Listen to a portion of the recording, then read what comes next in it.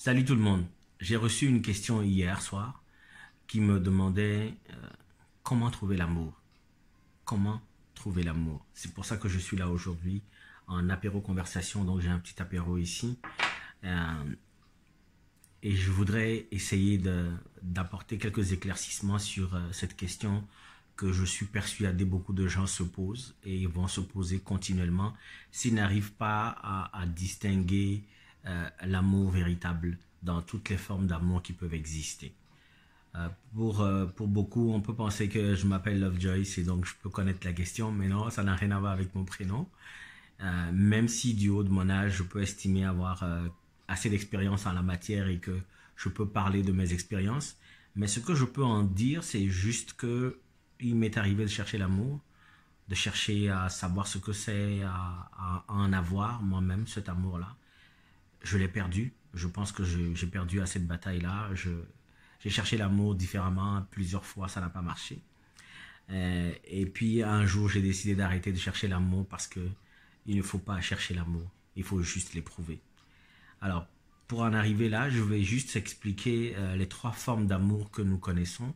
C'est l'amour éros, l'amour érotique entre deux personnes amoureuses qui s'aiment et qui sont en relation amoureuse, donc assortie de relations sexuelles.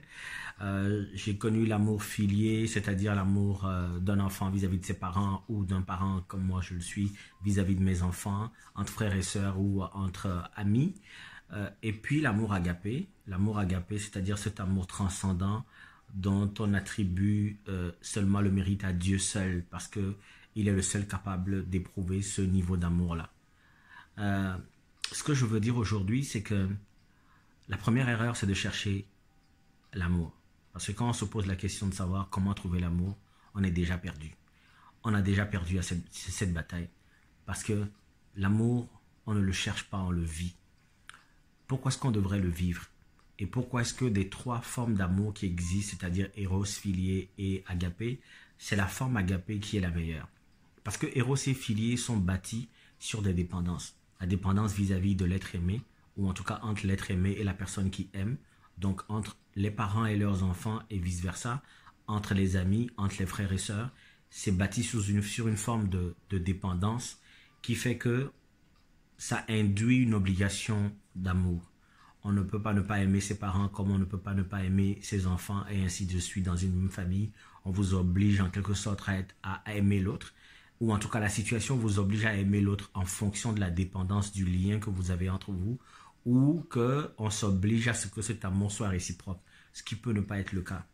La seule manière d'éprouver de l'amour pour tout le monde, y compris son conjoint, son frère, sa soeur, ses enfants, ses parents, c'est d'éprouver l'amour divin, c'est-à-dire l'amour agapé, l'amour transcendant qui est au-dessus de tout. C'est cette forme d'amour liberté, d'amour sans pression que j'ai commencé à expérimenter récemment et qui m'a apporté la plus grande solitude. Vous me direz que Dieu est solitaire, mais ça m'a apporté la plus grande solitude parce que c'est difficile de se faire comprendre par les gens qui sont trop formatés dans cet amour-dépendance. Il faut aimer et laisser partir. Aimer et laisser partir, c'est la plus grande preuve d'amour que moi j'ai connue dans toute ma vie. J'ai connu des relations qui à un moment donné n'étaient pas satisfaites dans la forme de relation que nous avions. J'ai éprouvé de la douleur, mais j'étais heureux de les laisser partir pour aller trouver leur bonheur là où ils pensaient pouvoir trouver ce bonheur-là. Et moi, avec le recul, je pense que non seulement si je t'aime une fois, je t'aimerai tout le temps et toujours, mais en même temps, c'est pas parce que tu restes avec moi que je t'aime plus. Si ton bonheur est ailleurs et que tu penses le trouver ailleurs, libre à toi d'aller le chercher. Et je ne garde en moi aucune forme de dépendance, je ne garde en moi aucune forme d'amertume. Pourquoi? Parce que je me dis que chaque être a besoin de s'exprimer comme il le sent. Ce n'est pas parce qu'on s'attache à quelqu'un qu'on s'accroche dans un défi de fidélité ou dans un défi de respect, d'engagement qu'on aime plus qu'il ne faut. La meilleure façon d'aimer, c'est d'aimer sans condition. Aimer sans vouloir que l'autre soit toujours présent, sans vouloir que l'autre soit comme on le voudrait, sans fermer les gens dans des paramètres donnés. C'est-à-dire, il y a des gens qui vont dire, ah, moi, je ne peux pas aimer tel type de personne. À partir de ce moment, à partir du moment où la personne que vous aimez correspond à des critères, mais que ce n'est pas un épanchement naturel vis-à-vis de la personne, ce n'est plus de l'amour. Je ne peux pas aimer telle personne parce qu'on n'est pas de la même culture, parce qu'on n'est pas de la même race, ou parce qu'on n'a pas la même religion. C'est déjà la mort de l'amour. C'est pour ça qu'il faut penser à l'amour de façon transcendantale. Il faut aimer parce que la personne mérite d'être aimée. Et tout le monde mérite d'être aimé. Il faut aimer parce que en chaque être vivant, il y a une forme de vie qui mérite une certaine forme de considération. Et c'est en éprouvant ce sentiment qu'on arrive à se remplir soi-même de même sentiment.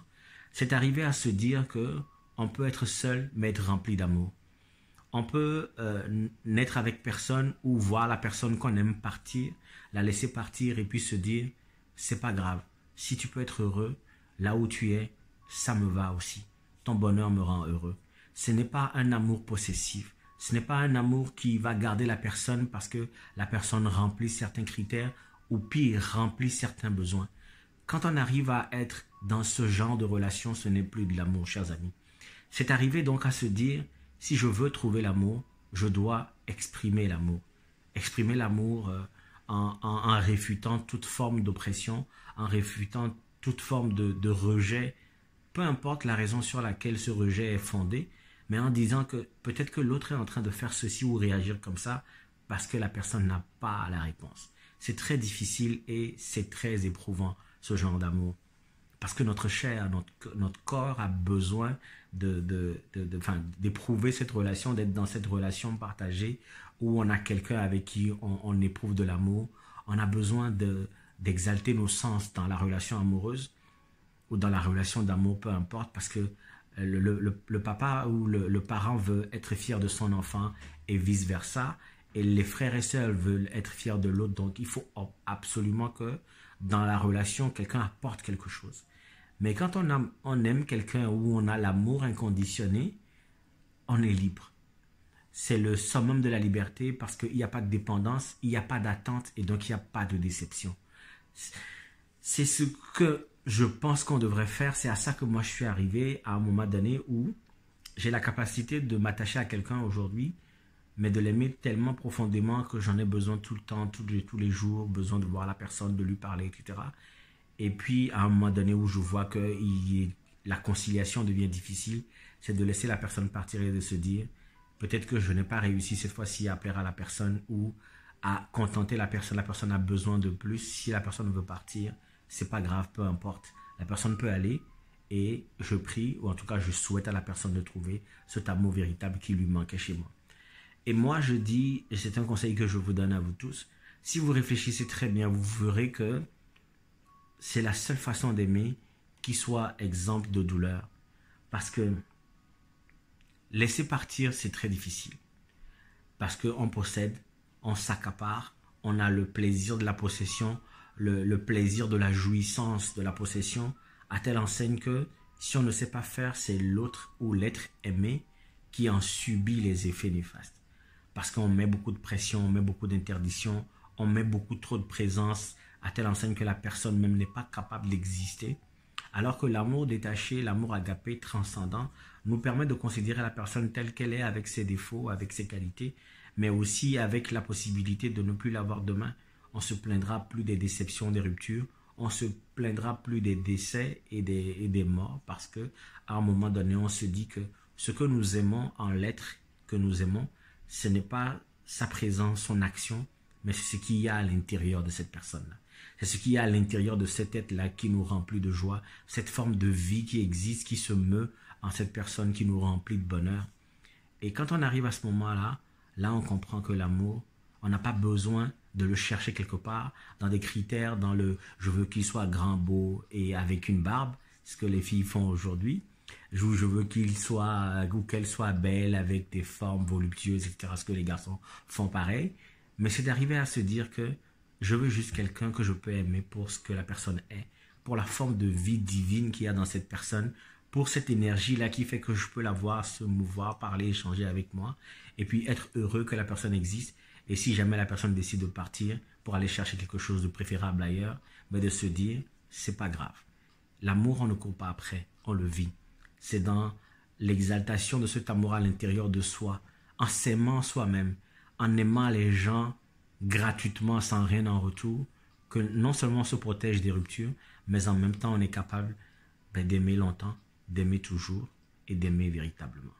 Je vous remercie et puis j'espère que ces différentes questions vous auront servi à quelque chose. On peut continuer la discussion si vous mettez dans les commentaires ce que vous en pensez.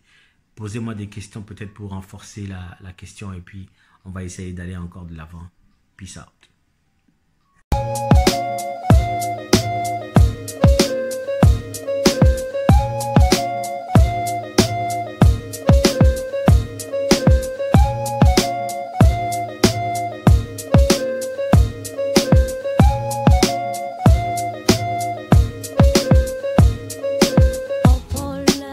Jacques